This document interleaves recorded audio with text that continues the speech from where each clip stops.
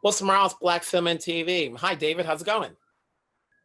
Really, really good, especially now that I get to see Yeah, it. you never know when the time comes when your project is going to come to light. Obviously, you just had a film in Toronto. This played at Sundance. You're not in control still when it's going to be released, but nevertheless, it's coming out. As I always say, because you have all these projects, what went into saying yes to this one? Well, the fact that it was just so imaginative in its creation. I mean, Alice in Wonderland is beloved, Peter Pan is beloved, but putting them both together as brother and sister, who knew that that would work? And it really did on the page. And then when they came to me to play the father of both, it was gonna be two kids who look like me playing those roles. And, that's something that I would have loved to see when I was a kid. And it's something I would love to share with my own kids. And so, that combined with Brenda Chapman, who's made some of my favorite family movies of all time, The Lion King, Prince of Egypt, Brave, the fact that she was the one helming this, there were just so many reasons to say yes. At the end of the day, we've heard the names, but the truth be told, how you wonder whether or not people knew the story of Peter Pan and Alice in Wonderland. How much did you know? And let's be honest, do you know the concept of both of those stories?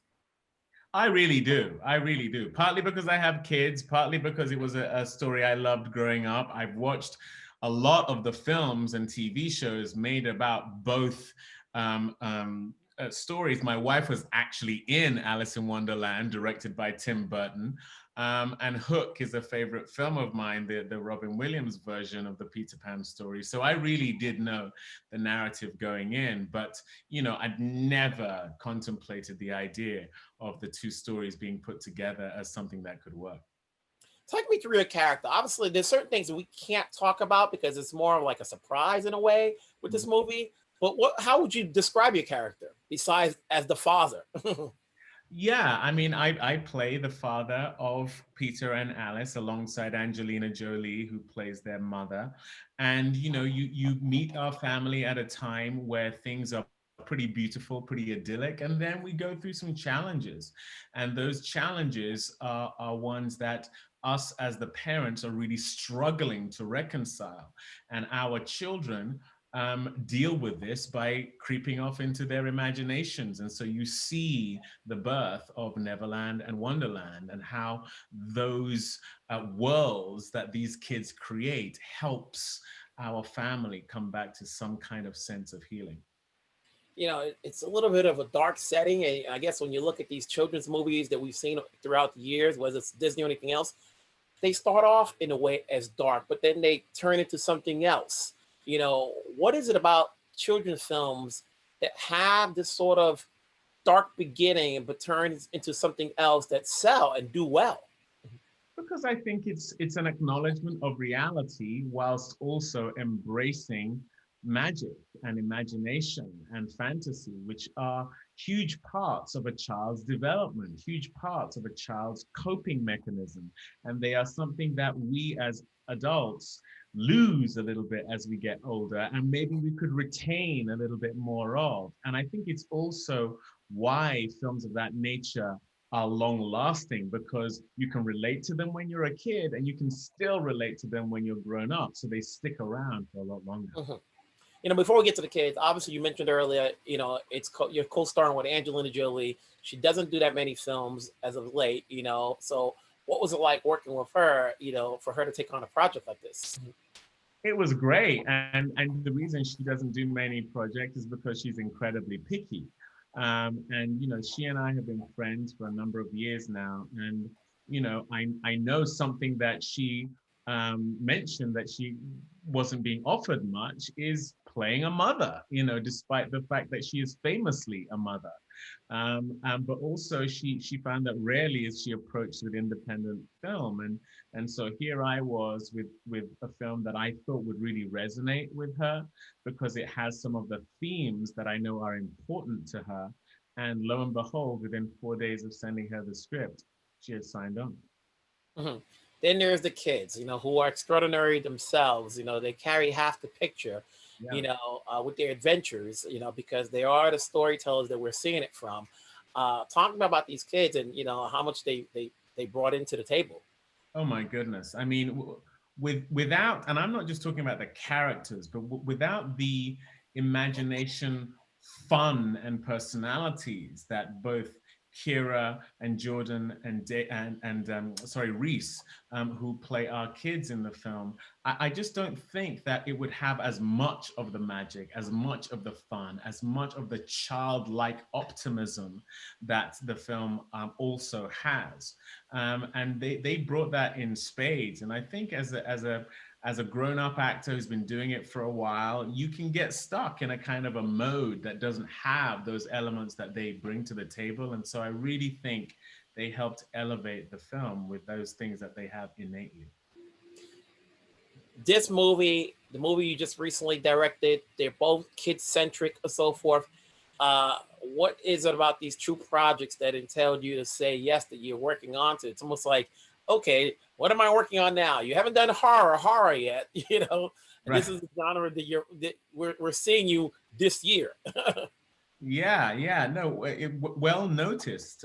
Look, I have 4 kids, so I want to put things out into the world that they can engage with. But I'm also more and more recognizing how much I was influenced by the things I saw as a kid. And so to have stories out in the world where kids of color can see themselves reflected, not just in films that are about Black struggle, I think is incredibly important. I want my kids to see themselves reflected in all genres because they are the center of their own lives. So why shouldn't they see themselves as the center of these different narratives? And so it's a very intentional thing. I'm basically making these films for the 12-year-old version of myself and my kids and other kids out there, not just kids of color, but white kids as well. I think that it's really important to see yourself reflected in someone who doesn't look like you. I do think that's the way to also break down prejudice.